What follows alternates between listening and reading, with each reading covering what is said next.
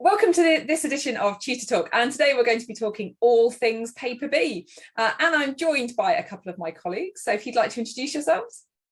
Hi everyone, I'm Alvin Kissoon. I've been a tutor at ACTED for 2 years and I teach CM2 and CS2, which are two subjects with Paper Bs, but I'm here to talk about the Paper Bs for the CM subjects.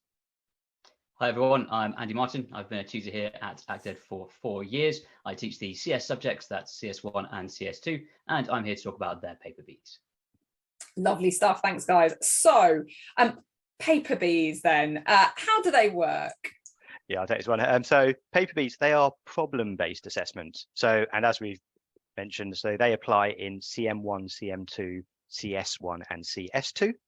And they are 1 hour 50 long papers, which is shorter than Paper A, but they still comprise 100 marks in total.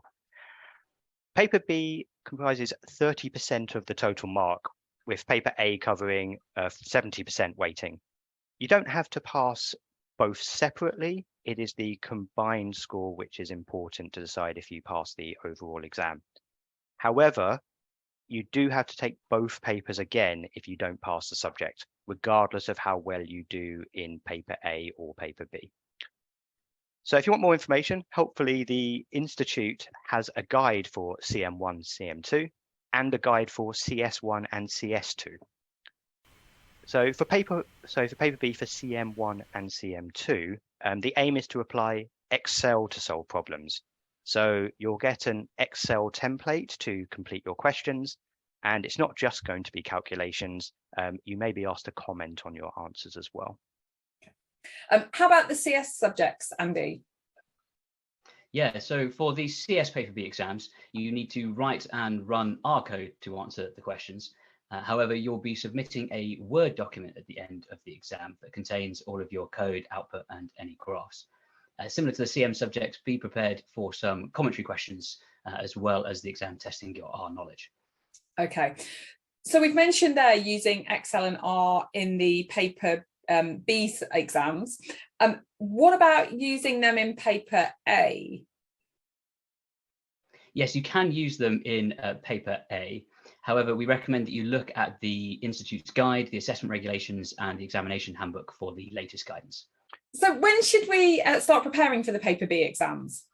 Yeah, so that's a good question, and a common question we get asked, especially since you may use Excel and indeed R on a daily basis at work. What we would recommend is you practice Excel and R as you go through the course. The advantage of that is it gets you used to the approaches for the exam, and it will make your learning more practical and interesting. On our side, we have a set of Paper B online resources, which is part of the combined materials pack. And these have worked examples and practice questions to help you prepare. So that's well worth looking at as you progress through your revision. Okay, it sounds like we're going to need some software, obviously, for these exams, for Excel and R. What are the kind of technical requirements we should be aware about? Sure, thanks, Sarah. So for the CM exams, you'll need to use an appropriate version of Excel. The CM1, CM2 guide by the Institute tells you which version is required. For the CS exams, you'll need particular versions of RStudio and R. You may also need to download and install some extra packages in R which provide additional functionality. Just like for the CM subjects, this information should be within the IFoA's guide for CS1 and CS2. Make sure you check your requirements for your subject well before the exam day to avoid any unnecessary stress in the run-up to it. It's also likely that there'll be some external data sets for the CS Paper B exams. These will likely be made available ahead of the exam, so make sure you check any communications from the IFoA and log on to the online platform in the run-up to the exam day. Ensure that you can load the data into R before exam day so that you are ready to hit the ground running. Okay, so we're going to get some information before the exam for the CS is that right? Yes, that's what I'd expect. Okay, and what about for the CMs, Alvin? Would we get anything in advance there? No, you wouldn't. You would get that. You would get that Excel template I referred to earlier on the day of the exam. Okay, fantastic. There's a whole separate Tutor Talk video all about revising for the early subjects, but just specifically for Paper B, is there anything we should think about in terms of approaching the exams? Yeah, sure. So one of the keys to success in the Paper B exam is planning.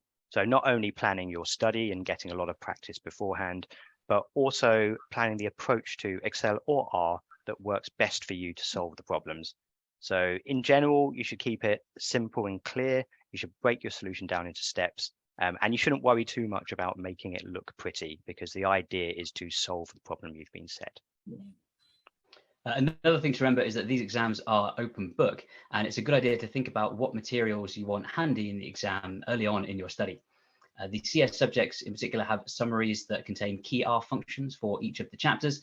You could use these as a starting point as you go through your study, annotating them with any extra notes you find helpful as you work through questions. The better organized your open book material is, the less time you'll need to spend looking through them during the exam. And of course, the more you practice, the less you'll need them entirely. Yeah, absolutely. And never forget about time management. You know, I think you said 1 hour and 50 for 100 marks. So you're looking at about a minute a mark. So I think probably keep that in mind during the exam as well. Thank you so much, guys. That's been a really useful introduction to the paper Bs. We'll pop a link to the revision for early subject video in the details for this video as well. So if you want to find out a bit more about specifically early subject things, you can have a check out of that video too. But thank you ever so much. Thanks for your time.